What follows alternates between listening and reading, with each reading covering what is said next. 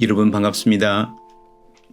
사순절 28일째 토요일 저녁입니다. 한 주간도 수고 많으셨습니다. 지난 한 주간 삶에 함께 해주신 하나님, 또 계속 성경 묵상하며 하나님과 교제하는 시간 갖게 하신 하나님께 감사드립니다.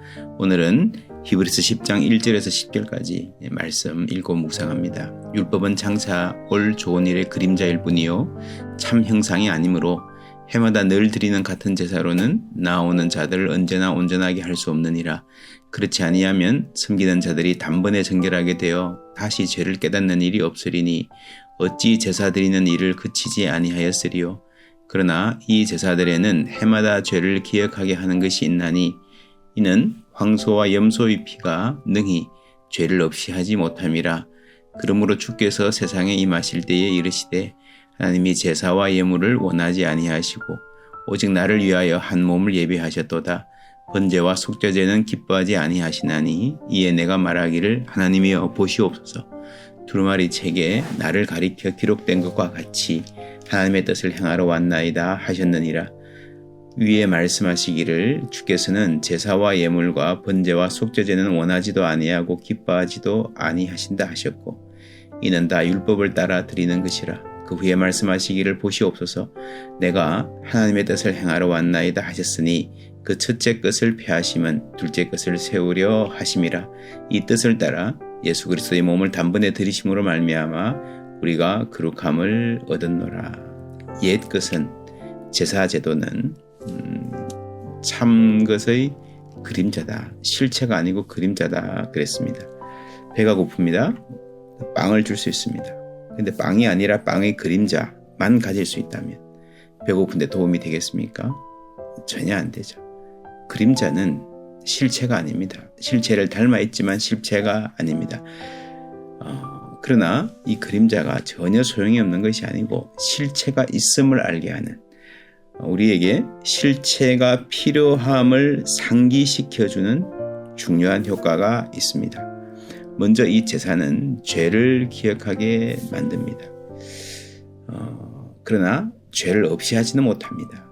죄를 기억하게 만들고 내가 죄인이라는 것을 알게 하는 것도 소중한 사역이죠. 번제와 속죄제를 기뻐하지 아니하시니 라고 했는데 이 말씀은 다윗의 시편을 생각나게 합니다. 시편 51편 다윗이 큰 범죄를 하고 난 후에 그냥 살다가 하나님께서 선지자를 보내서 죄라는 것을 깨닫게 하고 난 다음에 드린 시편을 보면 이런 말 나옵니다. 주께서는 제사를 기뻐하지 아니하시나니 그렇지 아니하면 내가 드렸을 것이라. 주는 번제를 기뻐하지 아니하시나이다. 제사 자체가 죄를 다 사한다면 다윗 왕이 제사 드리기 쉽겠죠. 왕이니까 명령해서 드리고 자기 그 자리에 가서 참여하면 됩니다. 그게 아니라는 것을, 그것이 죄를 사할 수 없다는 것을 알았습니다. 하나님께서 구하시는 제사는 상한 심령이라. 하나님이여 상하고 통회하는 마음을 주께서 멸시하지 아니하시리라 했습니다. 자신이 죄인임을 철저히 고백하고 깨달은 것입니다. 제사를 지내지 않았어도 혹은 그 제사 앞에서 자신의 양심에 하나님의 그 피가 뿌림받은 그런 그런 상황이 어떤 상황인가 하는 걸 잘 보여주는 것이 시편 51편입니다. 내가 죄악 중에서 출생하였으며 어머니가 죄 중에서 나를 잉태하였나이다. 보소서 주께서는 중심이 진실함을 원하시오니 내게 지혜를 은밀히 가르치시리이다.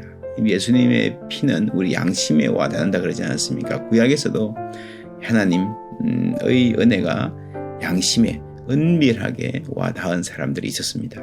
대표적으로 다윗이라는 사람이죠. 그래서 그는 하나님 은혜 안에 머물렀던 사람입니다.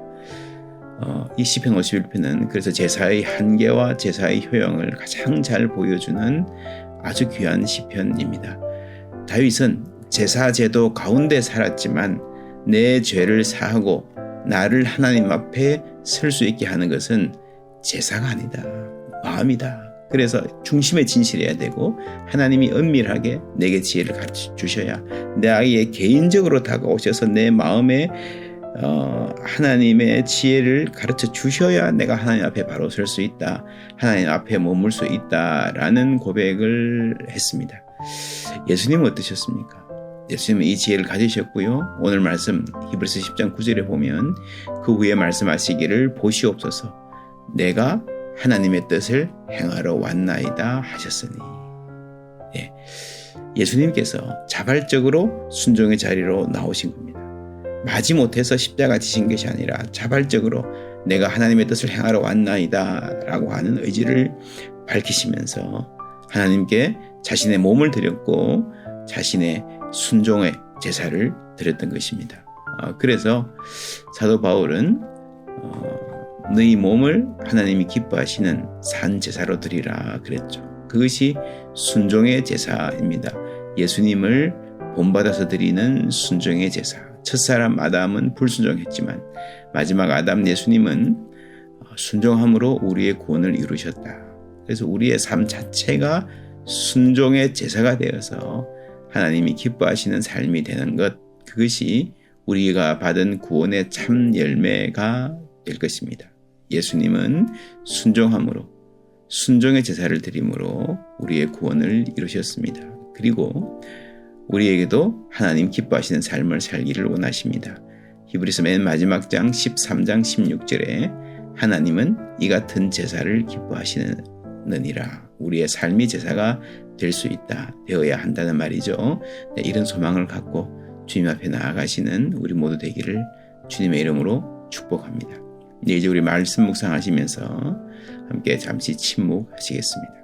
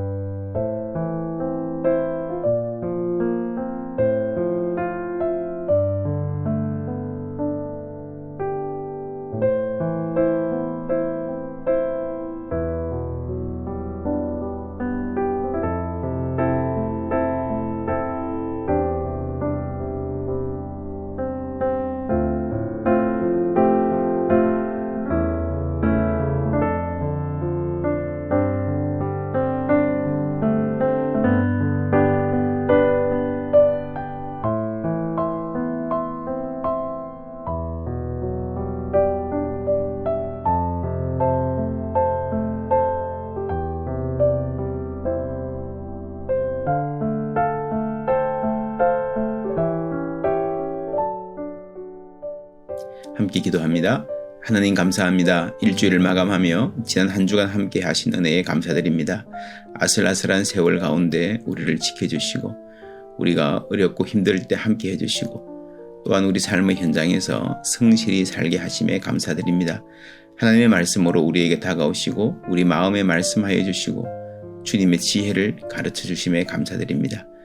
이 저녁에 그리스도의 순종을 묵상합니다.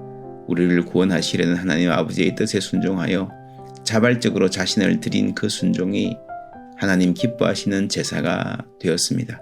우리의 삶도 주님 기뻐하시는 제사 되기를 원합니다. 내일은 주일입니다. 주님 앞에 나가서 정결한 마음으로 하나님 내려주실 단비를 기대하며 예배하게 하옵소서. 오직 주님 기쁘시게 하는 하루 되기를 원합니다. 말씀 가운데 우리를 빚어가시며 주님 기쁘시게 하는 삶으로 성장하게 하여 주시옵소서. 주님을 신뢰하며 잠자리에 듭니다. 또 하루 함께 하실 주님 기대하며 일어나게 하여 주시옵소서. 이 밤에 아픈 사람들, 외로운 사람들, 염려로 잠 못 이루는 사람들에 함께 하시어 그리스도의 평화를 내려 주시옵소서. 예수 그리스도 이름으로 기도하옵나이다. 아멘.